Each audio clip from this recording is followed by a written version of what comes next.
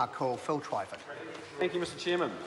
Very glad to take a contribution in this annual review debate, and I want to talk about housing and the work of the Ministry of Business, Innovation and Enterprise, or should there be employment? Employment. Otherwise known as MOBI, and the Minister, the Honourable Dr Nick Smith, who has talked a good game over the last 4 years about this government's commitment to trying to make home ownership affordable once again. But when we look at the record in government of this minister and this ministry, it is a tale of woe. And sir, I am going to catalogue that woe for the record.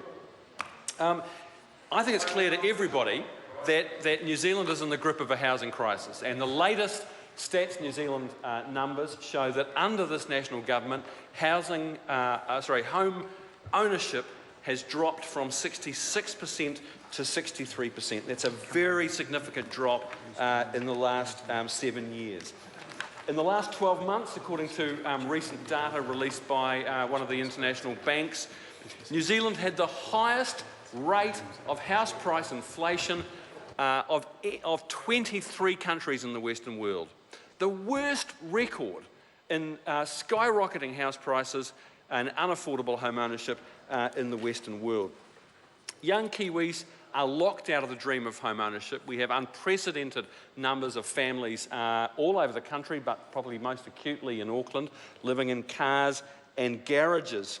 And how does this government respond? What does Nick Smith do? He wheels out one stunt, one phony press release after another, and we've been discussing it in the House the last couple of days. The centrepiece of the government's housing announcement in the budget last year was its vacant Crown land initiative in Auckland.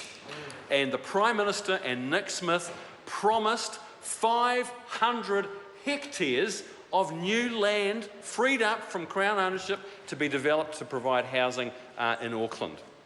What's happened in the last year? Nick Smith has spent $52 million, and all he's got to show for it is 25 hectares of Crown land. Not a single new house has been built. This was the centrepiece of the government's housing announcement in the budget.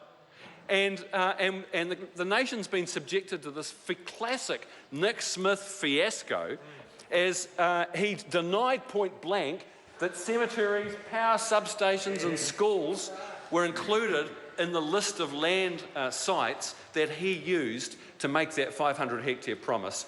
And thanks to Nick Smith's officials, under the Official Information Act, that list has been released. The substations, the schools, the cemetery, they're all on the list, and as is Government House. So if this wasn't such a tragedy, it would be funny.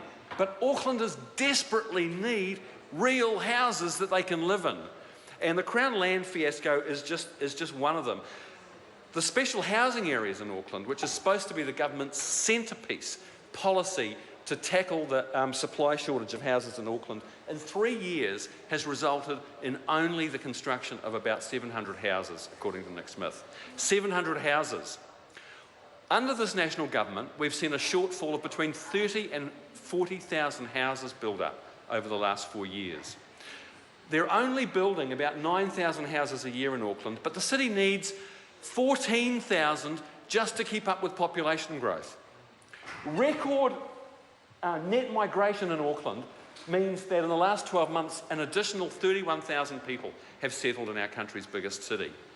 The new build rate in Auckland won't even house those new arrivals. So the shortage under Nick Smith and this national government is getting worse by about 4,000 to 5,000 a year. Why this elaborate charade? Why this constant procession of fake, phony policy announcements that are obviously designed to have minimal impact? Why go to all the bother? Well, John Key made it very clear the other day when he told Leighton Smith on News Talk ZB that a lot of people in Auckland like their house prices going up. That's why his policy is not to do anything that will disturb that house price inflation. And he is cynically prepared to look after the interests of the wealthy, the leafy suburbs, the speculators, but he's prepared to cut adrift generation rent, the mortgage slaves who are saddled with hundreds of thousands of dollars of mortgages. Members, I call Emily Scalloway. Thank you very